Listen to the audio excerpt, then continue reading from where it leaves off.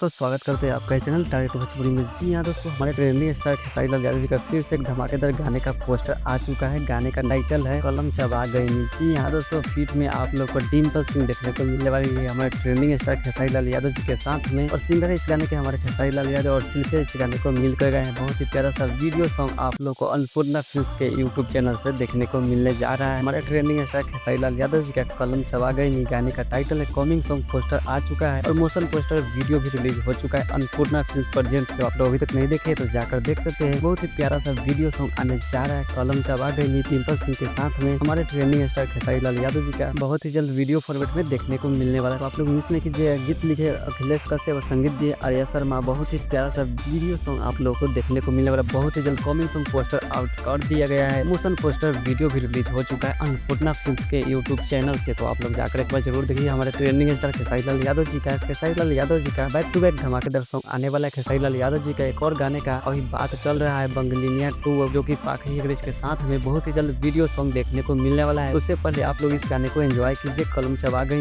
बहुत ही प्यारा सा वीडियो सॉन्ग डिम्पल सिंह के साथ में हमारे ट्रेंडिंग स्टार खेसारी लाल यादव जी का कॉमिंग सॉन्ग पोस्टर आ चुका है। आप लोग को वीडियो सॉन्ग बहुत ही जल्द देखने को मिलने वाला है अन्नपूर्णा फिल्म्स के यूट्यूब चैनल से। तो आप लोग मिस नहीं करना चाहते तो हमारे चैनल टारगेट भोजपुरी को सब्सक्राइब करके बेल आइकन दबा दीजिए, क्योंकि आप लोग यहाँ पे भोजपुरी से रिलेटेड खबरें जानने को मिलेगा। तो सब्सक्राइब करना तो बिल्कुल ना भूलें। धन्यवाद।